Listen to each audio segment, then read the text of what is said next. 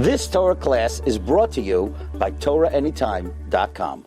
Learning tonight Shvilu Nishnas Rolezer Ben Hachavar Moshe Tzvi Zchana Levracha and Abracha for Rabbi Aaron Yitzchak Ben Aviv Rachel to be Matzliach B'chol Inyanav. I want to thank my dear friend Rabbi Yeshua Chizkiah, who brought me here to Edgeware. Hashem Shvi Mevarachim B'chol Mili D'Meitav. I want to thank my dear friend Rabbi Nassan Weldler, who's Mishtatef in helping with all the Shiurim. I came here lechazek, but I myself was nischazek. The learning here in Edgeware, it's really remarkable. Sorry, let's start this again. The learning here in Hendon is really remarkable. And down the block is also? Okay. Good to know. I want to share with you a question in Lamdas from which we could derive important principles in Chizuk for Limudat Torah. This is a question that is known as a Kusha Yadua Meforsemes. It's a well-known question in the Olam HaYeshivais. The Gemara Masechta Megillah and Daf Gimel Amud Aleph tells us the following principle: Mevatlin Talmud Torah u'boen l'shmaya mikra Megillah. We're mevatel from learning, and we come to hear the Megillah. So let's say you're in the middle of your Seder, you're in the middle of Thursday night. What is this called? Mishmar? Seder, Super Mishmar. Just Seder. A regular night, it's a regular night in Hendon. Very good. You're in the middle of a Seder, comes Mikra, the time for Mikra Megillah, you have to close the Gemara, you have to come to the shul, and you have to hear the reading of the Megillah. But the language of the Gemara is Mevatlin Talmud Torah. And the well-known question is, why does the Gemara refer to this as Mevatlin, Bittul Torah? This is Bittul Torah, how's it Bittul Torah? So I close my Bava Metzia, and I open up Megillas Esther. Megillas Esther is also Torah. You know, the Gemara is not the only thing that Moshe Rabbeinu got on Har Sinai. Last week in Kisisa, it says, Vayitein el Moshe kechalois ledaber itoi, ma kala mekushetes b'chavdalad kishutin. Just like a bride has 24 ornaments, kach Talmud Chacham tzarech liyos mekushetes b'chavdalad svarim. Talmud Chacham has to know the 24 books of Tanakh. You know, there were great Talmidei Chachamim, the Shoel Umeshiv. Everybody knows, Reb Chaim Kanievsky made a siyum on Shas every year. Shoel Umeshiv made a siyum on Tanakh every year. One of the great old-time poskim. Reb Yaakov Kamenetsky was a baki, not only in Tanakh, but in the trup of Tanakh. Meaning, not only did he know every single word of Tanakh, he knew proficiently the trup and not only the trup, the meaning, the nuance of meaning of each trup of every word on Tanakh. In fact, he once gave a shir of the meaning of Munach Zarka, Munach Sega, that it has, whenever you see that trup, it has a certain meaning and connotation. So they told over to Rav Moshe, Rav Yaakov's Chiddush on Munach Zarka, Munach Sega. So he said, Rav Moshe, the Rav Moshe. Rav Moshe said, no, it can't be, but there's a Munach Zarka, Munach Segol and Daniel, and it doesn't fit the mold of Rav Yaakov's Chiddush. So they went back to Rav Yaakov and they told Rav Moshe's kasha. He said, Rav Moshe knows the trup, but he forgot about the Mincha Shai changes the trup on that word. So great people were proficient not only in the Gemara, not only in the Nevi'im, not only in the trup, but the meaning of the trup. So how could the Gemara say, Mevatlin Talmud Torah, Uban Lishmaya Mikra Megillah, Megillas Esther is Torah? I mean, there's a Gemara, Masechta Megillah. Is there not a Gemara? In fact, did you know, there's only one Masechta that the Torah Shebechsav says there has to be that Masechta. There is a Psachim, there is Masechta Psachim, but it doesn't say anywhere in Torah Shebechsav there has to be Psachim. There is a Masechta Yuma, but it doesn't say in Torah Shebechsav there has to be Yuma. But did you know there's a pasuk in Tanakh that says there has to be Masechta Megillah? On the pasuk, V'zichram la Yosef Mizaram, the Yerushalmi says, Mikan kavu chachamim Masechta. Did you know Masechta Megillah, in a way, is the most important Masechta in Shas? Because the Torah Shebechsav itself says there has to be Masechta Megillah. So why does the Gemara call it Bittul Torah? Good kasha, right? So I want to share with you a few of the answers of the Achrayim on this. And from their answers, we're going to derive important principles. Off the bat, I'll tell you, there's a famous tshuva in the Beis Ephraim of Rav Ephraim Zal Margolis, and now's not the time, maybe on a different occasion. Rav Ephraim Zal Margolis has an interesting chidush, that Mikra Megillah, even though it's part of Tanakh, is not part of Torah. So, It's only part of Tanakh regarding reading it as a document on Purim. It's not part of Tanakh in terms of getting schar for limud Torah. And the Avnei Nezer goes to, how could he say such a thing? He doesn't believe it's tzaddik like Rabbi Ephraim Zal Margos would say such a thing. So then what, the whole Masechta Megillah is a waste of time because it's explaining a document that's not technically part of the Torah. So I once wanted to say, you remember, you ever learn Masechta Megillah? You have on Daf Yud Aleph from Beis, Yud Beis Amud Aleph, and further, all about 15 or 16 different Amoraim, where the Gemara says that this Amora, Pasach loy pischa lahai parshasa mehacha, that before he would give his share Megillah Esther, he would introduce it with a pasuk from Divrei Hayamim, or the Toichacha, and using that pasuk, he would begin his share on Megillah Esther. Now, if you have any aspiring Rabbanim here, or anybody ever wants to speak, the best way to start a shir is to start by speaking about Megillah Esther.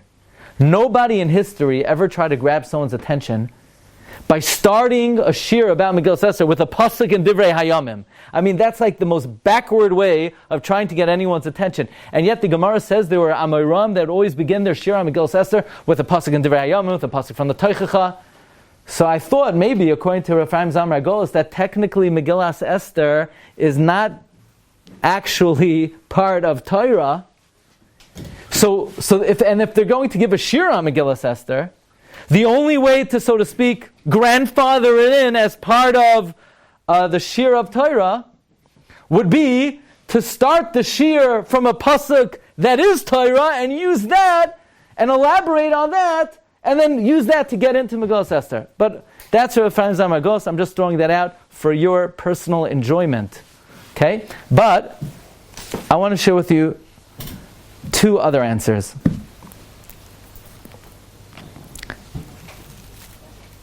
Three other answers. Another Lamdash answer. You ready for this answer? This is the Chiddush of Rav Shlomo Kluger. You know, they now have Sfarim on Rav Shlomo Kluger, like a fat sefer like this. And it says on the book binding, it says Bereshis. Oh wow, such a big sefer on Sefer Bereshis. Then when you see another one that says Noach, you realize that the first one wasn't on Sefer Bereshis, it was on Parshas Bereshis. And when you see the entire shelf gets you till Vayetze, you know that they have now Svarim from Shlomo Kluger, massive Svarim on each Parsha in the Torah. So he was a prolific writer. Rav Shlomo Kluger also wrote notes on the Shulchan Aruch called Chachmas Shloimei, and there he says the following Chidush Atzam. He says that if somebody, let's say tomorrow night, wants to learn, and they want to open up Megillah Esther, and they learn Megillah Esther, do they get schar for limud Torah? Of course they get schar for limud Torah. Megillah is Torah. However, says Shlomo Kluger, basically the principle is you can't kill two birds with one stone. There are two mitzvahs in the Torah. One mitzvah is Talmud Torah. One mitzvah is listening to Megillah or reading the Megillah. So if at the time of the reading of the Megillah you say, you know, right now, I would like to be Mekayim the mitzvah of learning. Great. You'll be Mekayim the mitzvah of learning. But you won't get credit for the mitzvah of Mikra Megillah. And if you say, okay, right now I would like to be Mekayim the mitzvah of Mikra Megillah, that's great, wonderful. Just you won't get credit for the mitzvah of Talmud Torah. You can't be Mekayim two mitzvahs with one act. Now that itself is like a whole oilam b'fnei atzmai. Right? I mean, you could think about various scenarios. For example, everybody knows the Mishnah Brachos. Somebody who's in the middle of learning Torah, and they get to Kriya Shema, Im Kivein Liboy Yatsa. So does that mean Im Kivein Liboy Yatsa Kriya Shema, and you don't get credit for Talmud Torah? According to Rav Shlomo Kluger, does it mean you get credit for Shema and you don't get credit for Talmud Torah? Or let's say by Kriyas HaTorah. So if I'm mechavein to mekayim the mitzvah of Kriyas HaTorah, do I not get credit for the mitzvah of Talmud Torah? No, because the mitzvah of Kriyas HaTorah is Talmud Torah. That's the mitzvah. The mitzvah of Kriyas HaTorah is Talmud Torah. Actually, Kriyas HaTorah is the most important Talmud Torah that a Jew does the whole week. It's called Talmud Torah Derived. It's Kavua Talmud Torah. But that's the Chiddush of Shlomo Kluger. But I was asked to give Divrei Hisairos, and so far I'm telling you Lamdos, and I might get in very big trouble for not following. You see, in America, if they tell you what to speak about, it's okay, you could speak about something else. They're not very proper in America. But I was told that in Hendon, everyone's very proper. And if they tell you to give Divrei Hisairos, you give Divrei Hisairos. So I say that Jews get Hisairos from hearing Torah. When your soul hears Torah, it's Nisairar. Right, Josh? Even Josh says. But I want to do it in the proper way. I want to tell you two answers of the Achrayim from which we can learn important principles in the realm of Talmud Torah. Number one, the Aruch HaShulchan. The Aruch HaShulchan writes in Siman Tafresh Pei Zayin that the truth is, Mikra Megillah is Limud HaTorah. So then why is it called Bittul Torah when you close the Gemara and you hear the Megillah? It says Aruch HaShulchan because it takes 1.5 seconds to close the Gemara and start listening to the Megillah. And in that second and a half, you are mevatel from learning. So Mikra Megillah is Torah, and while you're hearing the Megillah, it's Torah. But, until you walk to the shul, and until they start, I don't know about America, like I told you, it's like a different world over there, but you have all these kids, and they get their party snappers going a little bit early, and they, it falls on the floor, and then the laning is delayed another 3 seconds. All the downtime in between your limud and Mikra Megillah is wasted time. It's Bittul Torah. So the reason why it's called Mevatlin Talmud Torah Uba'im Lashmaya Mikra Megillah is because whenever you're in the middle of something, a slight transition, a slight change in pace, a slight segue to another topic, that already is a little bit of a Bittul Torah. And it's something to think about. Somebody's in the middle of learning, and they're thinking, should I just go do, it will just take me a few moments. No big deal. So it's something to think about, that the accountability for our time in this world is to such an extent where the Gemara says, Mevatlin Talmud Torah Uba'in Lishmaya Mikra Megillah. If I may, this is one of my big...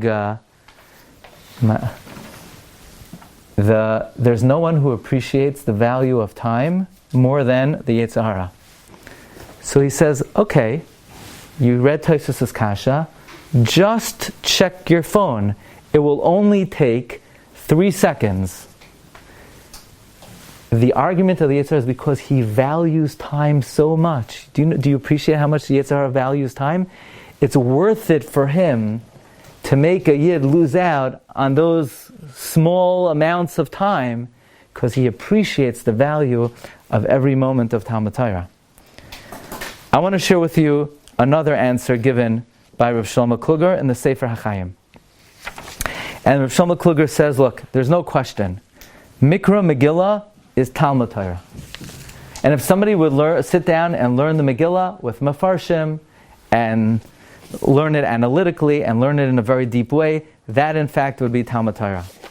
However, if someone's at Seder in Hendon and they're learning Gemara and they're learning Tosfos and they're arguing with their chavrusa and they're delving into it and they're really learning with passion, they're learning with focus, they're learning in an immersive way, and then they close their Gemara and they sit back, and they fold up their legs and they just hear somebody rattle off Megillah Esther, where they're not really learning it in a profound way, they're just reading it. So of course learning the Megillah is Talmud Torah, but when you're learning something in depth, and you transition to a more superficial type of learning, this is what is known in the Olam HaYeshivos as Bittul Torah Be'echos. Qualitative Bittul Torah. Qualitative Bittul Torah. Which really means if somebody's learning, but they're not really applying themselves, they could really be applying themselves more. They could give it more focus. They could give it more attention. They could give it more amelos. There is such a concept that it's not just quantity. Yeah, he sits 18 hours in the Beis Medrash. Yeah, but that guy in 1 hour is actually learning more than the other guy who's learning 18 hours. It's not just the time. It's not just the ground. Qualitative learning. There's something called Bittul Torah Be'ech. There's no question. If somebody learns Masechta Megillah, and he learns it in depth, and he learns it analytically, and he probes, and he sweats, of course that's Talmud Torah. But the reading of the Megillah is, so to speak, a superficial type of learning that we call it Bittul Torah, because compared relative to the level of learning that one is able to do, stopping and interrupting would be considered Bittul Torah. So we see from these various answers a number of very interesting principles. You know, from Shlomo Kluger, you see a principle in halacha that you could only fulfill one mitzvah at a time. You see from the answer Aruch HaShulchan that even moments losing out of Talmud Torah is also considered a loss. And you see from the other answer of Shlomo Kluger, there's something called qualitative Bittul Torah.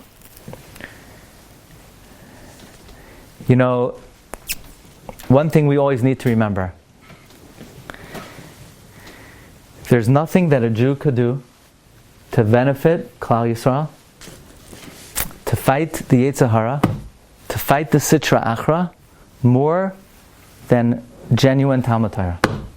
There's nothing more valuable in this world than genuine Limud HaTorah. The Chafetz Chaim famously observes that Avram Avinu, that great man, never did the Yetzer Hara come and wrestle with him and try to pin him down and try to kill him. Never did Yitzchak Avinu get into a wrestling match with the Yetzer Hara. Yetzer Hara left them alone. There's a man by the name of Yaakov Avinu.